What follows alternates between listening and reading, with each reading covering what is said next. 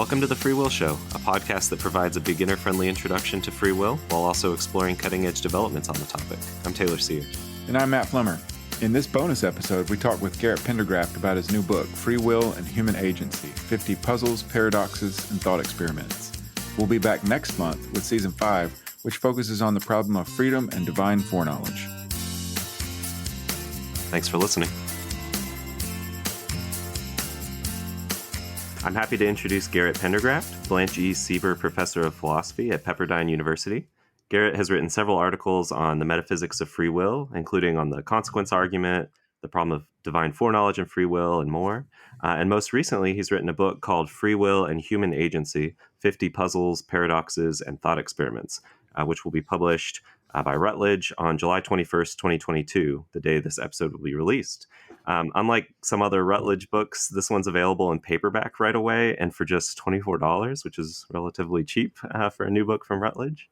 And Matt and I really like the book, so we've invited Garrett to give us a preview in this bonus episode of the podcast. Welcome to the show, Garrett. Could you start by telling us a bit about yourself, your work, and how you came to be interested in working on free will? Thank you, Taylor. Happy to be here. I appreciate you having me on the show. So my initial education was in computer science. That was my undergraduate degree. I did that because I wanted to work in visual effects, not for any good reason. I just thought it was cool, and so I figured I'd make a career out of it. So I did computer science, worked in that industry for a few years, but toward the end of my undergraduate career, started getting more interested in theology and philosophy of religion, and a lot of the reading I was doing sort of on the side, I would kind of keep on bumping up against philosophers and people doing philosophy. So that kind of pushed me toward maybe testing the waters of graduate school and seeing if I might want to do a little bit more education in philosophical areas. So I did that part-time at first, and then pretty quickly decided I wanted to switch to full-time graduate school. Initially, my interests were pretty broad. I mean, definitely in the areas of philosophy of religion and topics that kind of intersected with that. But I took a seminar with David Hunt on the metaphysics of free will, and was introduced to Van Inwagen's book and lots of other articles. And that really kind of kickstarted my interest in. I'd always been interested in sort of the kind of inherent tensions between theological doctrines and our sort of perception of ourselves as agents, and also scientific doctrines, you might say. That's maybe too strong of a word, but in our perception of ourselves as agents. So I'd always been interested in those kinds of tensions, but then this seminar really sort of solidified that as something I wanted to study in depth.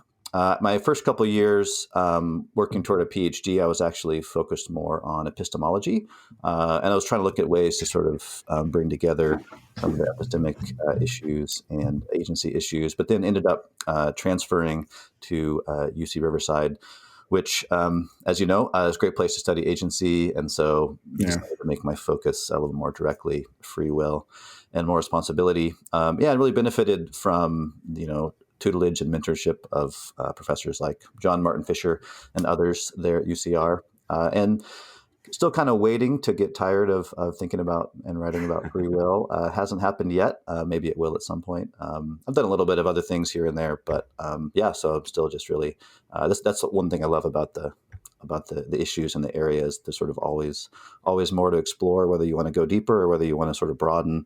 There's always more stuff to pick up and look at. As Taylor mentioned, you have a new book called Free Will and Agency, 50 Puzzles, Paradoxes, and Thought Experiments. 50 free will puzzles is a lot of puzzles. So could you tell us a little bit about what you cover in the book and who your intended audience is? Is this a book that someone without a PhD in philosophy can pick up and read? Yeah, so definitely a lot of puzzles. The idea of when you're looking at 50 chapters that you have to revise, that's a bit of a daunting prospect. I mean, the overall length is about what, it's not any longer necessarily than the typical monograph, but something about 50 separate chapters is a lot to revise and cycle through. So I tried to treat it as introducing most of the salient issues that you might encounter in an introduction to free will and more responsibility. Of course, filtered through these puzzles and paradoxes and thought experiments.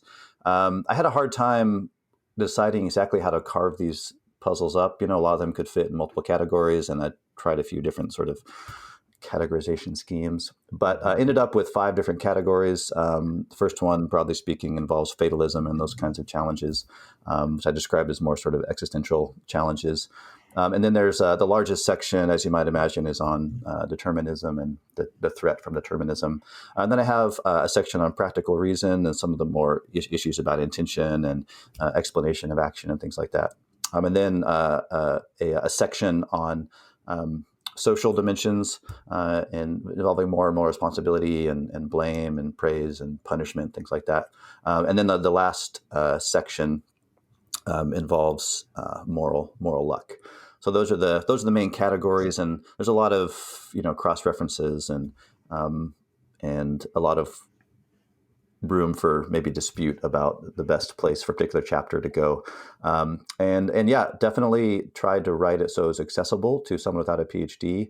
I think maybe the sort of ideal audience might be like upper level undergrad with some philosophical background, but there's a few chapters that do are more for those with background, but I tried to make most of them accessible even to someone with no background in philosophy. And then also, throw in a few nuggets, even for those who are more familiar with the issues. So I don't know if I succeeded. It's dangerous to try to do so many things in Right. one volume. But yeah, definitely designed to be accessible. And I'll be curious to sort of hear whether it actually is. Yeah. Well, listeners of this podcast will be familiar with some of the puzzles that you discuss in the book, like manipulation cases, the grandfather paradox, divine foreknowledge, and you mentioned moral luck as the kind of last section of the book. Do you have any favorite puzzles out of the 50 from the book?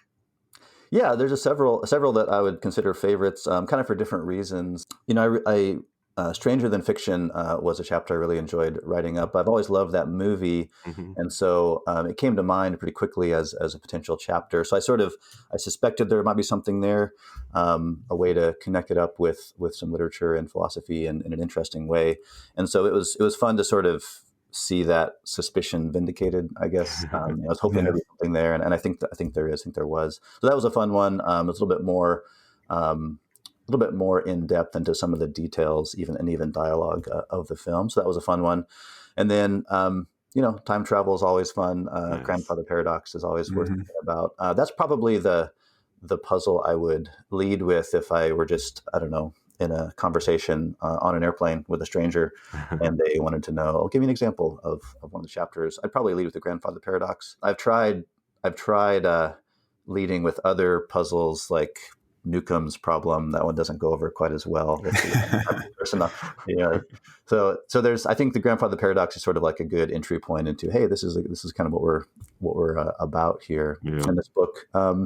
I actually enjoyed writing the chapter on the rollback argument because I was able to sort of, not really on purpose, but really sort of realized, there's sort of this historical treatment of it from William James, which is kind of interesting. But he's actually using it as a defense of libertarianism in a way. And of course, I think initially when I was thinking of the rollback argument, I was thinking of it as an argument against libertarianism.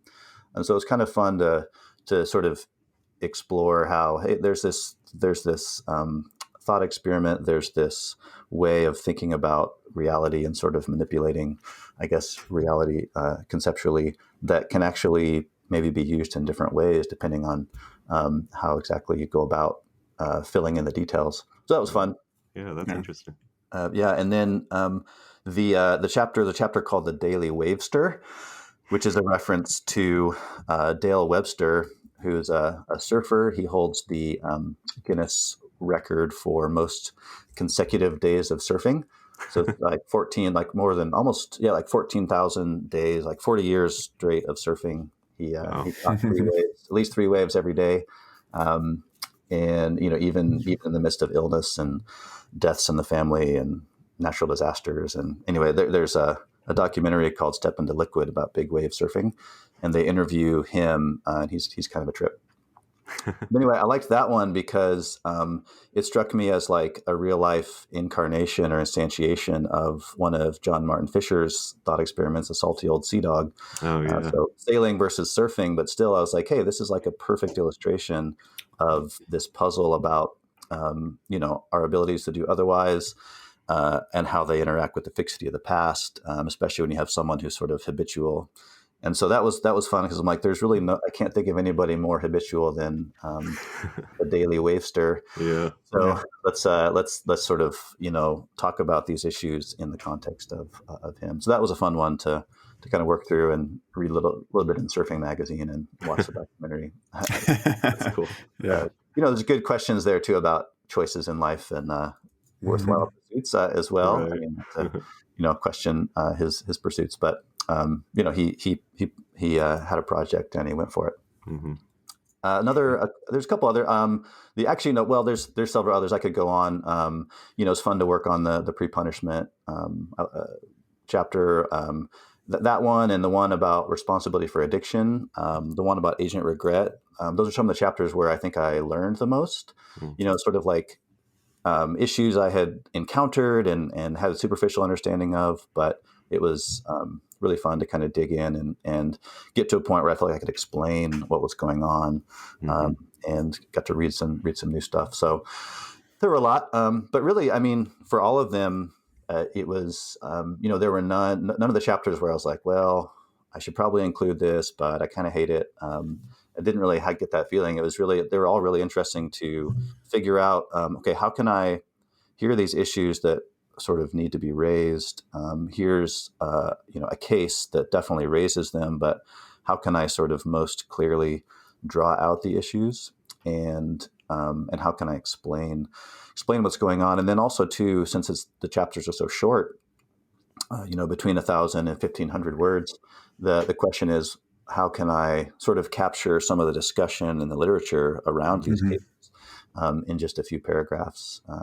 And it was also a nice thinking about, I wanted to offer just a few reading suggestions. Sometimes there can be, if you get a whole bibliography of stuff, it's kind of hard to know where to start with that. And so part of the idea with the target audience was, here's 3 to 5 suggestions of things to read if you are interested and want to sort of what to read next. So that was thinking about how to explain how to present the case and draw out the issues in a clear way, and then also recommend the right kinds of reading. That was a really enjoyable process for all of the chapters. Very cool. Nice. That's one of the things that I like about the book the most is like you said, like there are going to be, if you're doing 50 puzzles related to free will and agency, there are going to be things that even as someone who's specializing in free will, there are going to be things that I haven't really studied that carefully. And so, having those resources at the end of those chapters is great for just trying to get into that literature if you want to. Mm-hmm.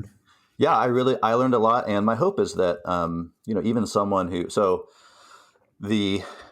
let's say someone who is even a professional philosopher, but maybe looking to expand and get into free will for the first time, I'm hoping it could be a really good resource for that kind of individual. Yeah. And, even someone who works in free will, there might be a few chapters where it's like, oh yeah, I've always wanted to kind of explore what's going on with this particular issue. So yeah, that's the hope, is that it'll have that value as well. But it's hard to narrow it down, and you sort of feel like you're like, am I really choosing the essential readings for this particular issue? But open to questions and criticisms on that front. Right, sure. Always room for revising.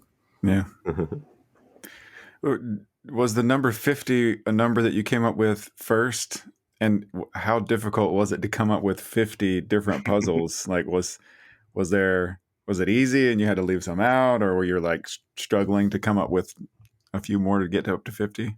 Yeah, no, that's a good question. It was presented to me as we're looking for 50 puzzles.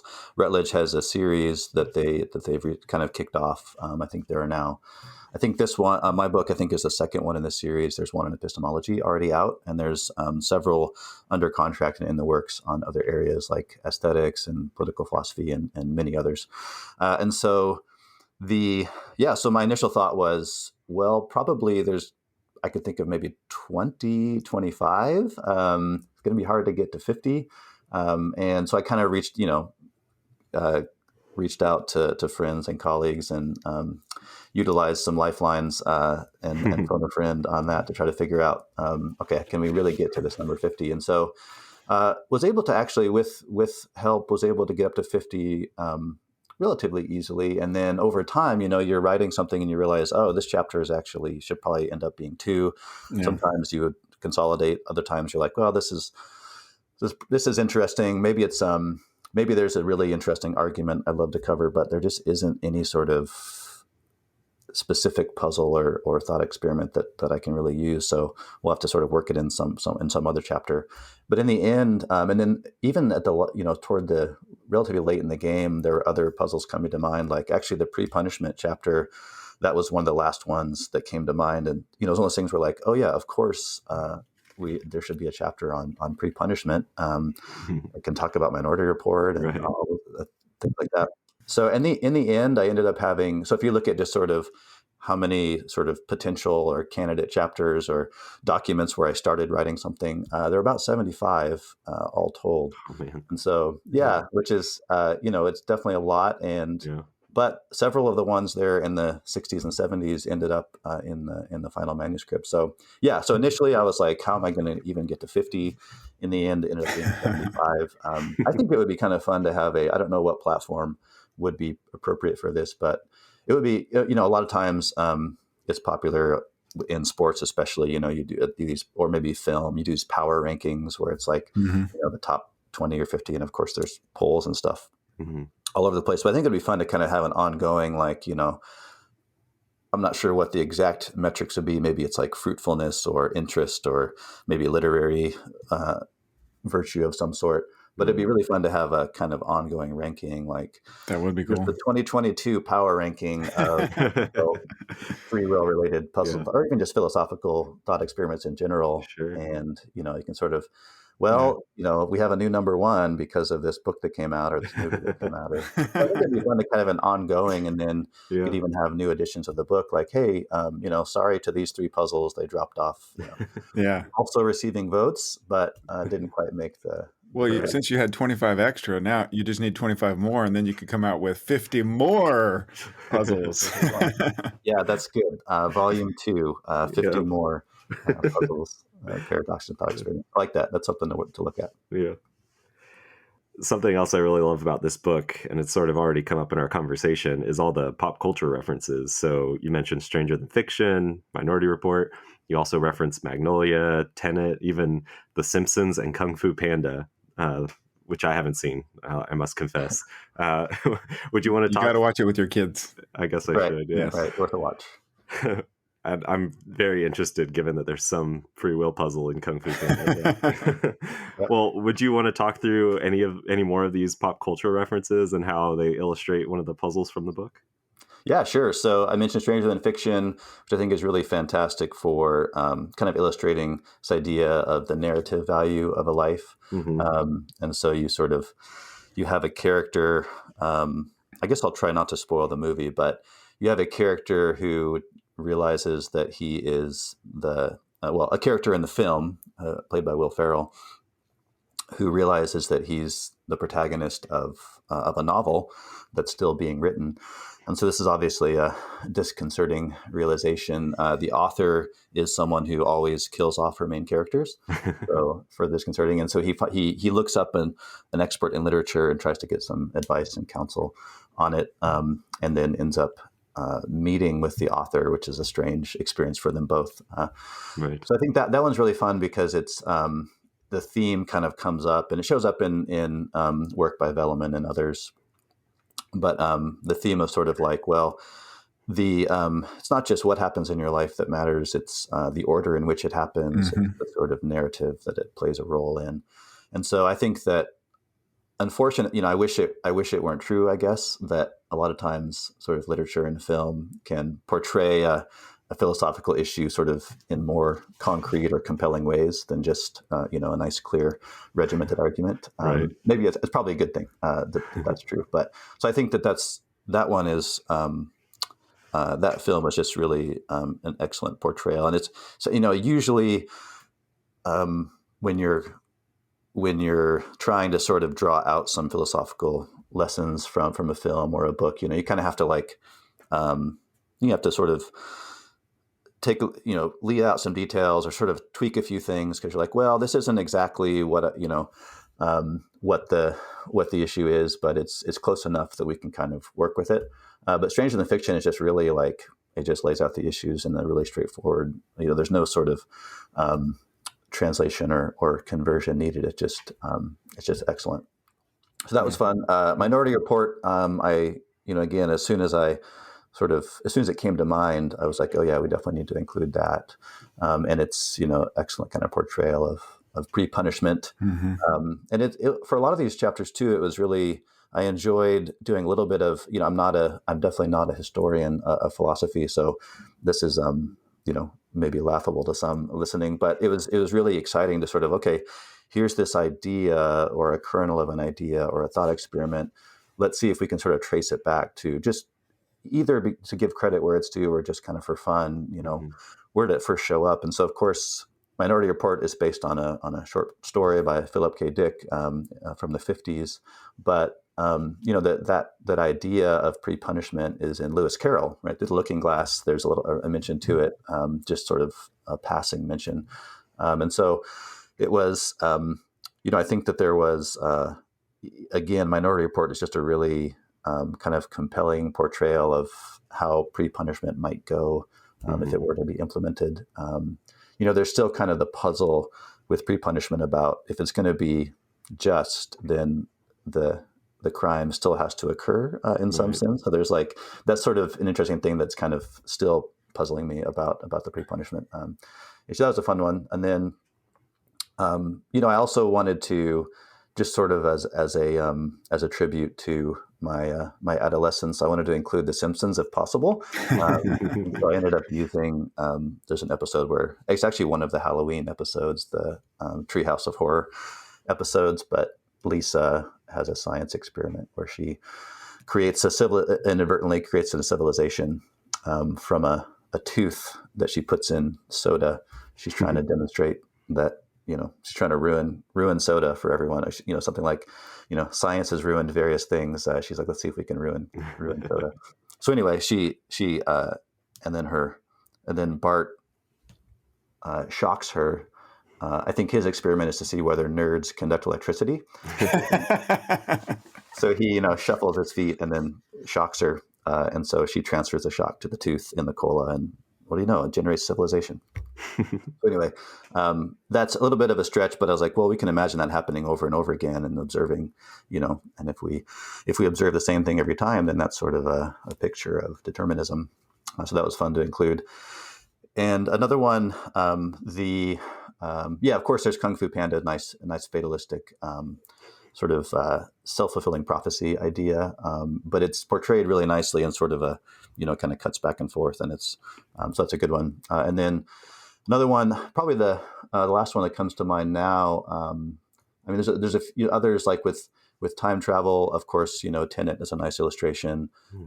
There are things I was tempted to reference, like Bill and Ted's Excellent Adventure is a nice time travel story. That's maybe going back a little bit too far. I don't know. Depends on what I've seen.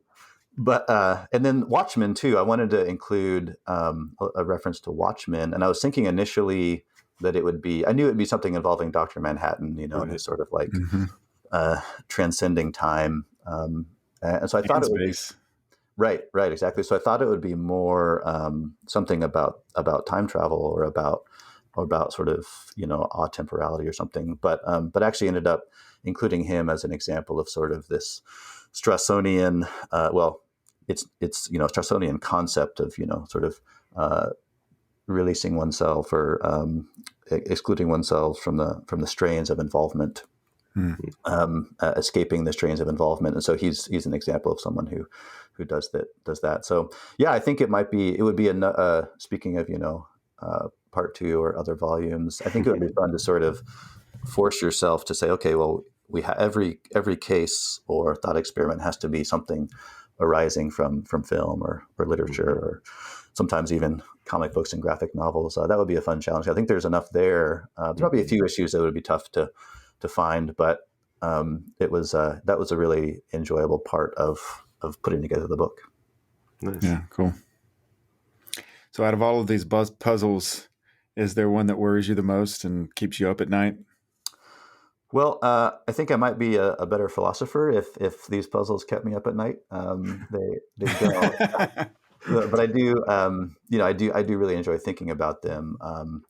And I think probably if there's one that is most troubling, and this has kind of been a theme in some of your earlier episodes and interviews, but I think moral luck is really kind of the fundamental problem. And, you can even view, if you wanted to, you could even view the problem of freedom and determinism as a, just kind of a special case of antecedent luck. So I think that's really it's not so much as any specific, it's kind of like whatever kind of specific influence, whether it's causal or psychological or otherwise, that you're worrying about. The problem of luck is kind of always in the background, either, as part of the specific challenge, or once you think you've addressed the challenge, well, here comes the problem of luck. So I think that's probably the one that I would consider, if there were, in the nearest possible world where thinking about these keeps me up at night, I think that's probably the one that would do it. Yeah. Well, thanks so much for joining us for this bonus episode, Garrett. And I'd like to encourage listeners to get a copy of the book. It's incredibly cheap, right? $24 for a paperback. Garrett, besides getting a hold of this book, where can listeners go to follow your work? Yeah, thank you. It's been really great talking about the book with you. Probably the best place to see what I'm up to is on Phil People and Phil Papers. If you just search for Pendergraft, I should show up pretty quickly there. I do post on Twitter occasionally. My handle is gpendergraft. There's a few quasi-philosophical and quasi-serious musings on there in various things. So I'll try to post on I post less than I would like to, but anyway, so they can also check me out on Twitter. And, I'd love to hear, as I mentioned earlier, feedback on the book, positive or negative, or any other work that anybody stumbles across. So yeah, anyone who would like to is welcome to email me. It's just garrett.pendergraft@pepperdine.edu. So I'd love to keep the conversation going with whoever is interested in exploring the book. Great. Very cool. Yeah. Thanks again for joining us. This is our only bonus episode this summer, but we'll begin our 5th season of the podcast next month. This season will be a deep dive into the problem of divine foreknowledge and human free will. If you'd like an introduction to the topic while you're waiting, check out our Season 1 interviews with John Martin Fisher and Linda Zagzebski, as well as our Season 4 interview with Andrew Law.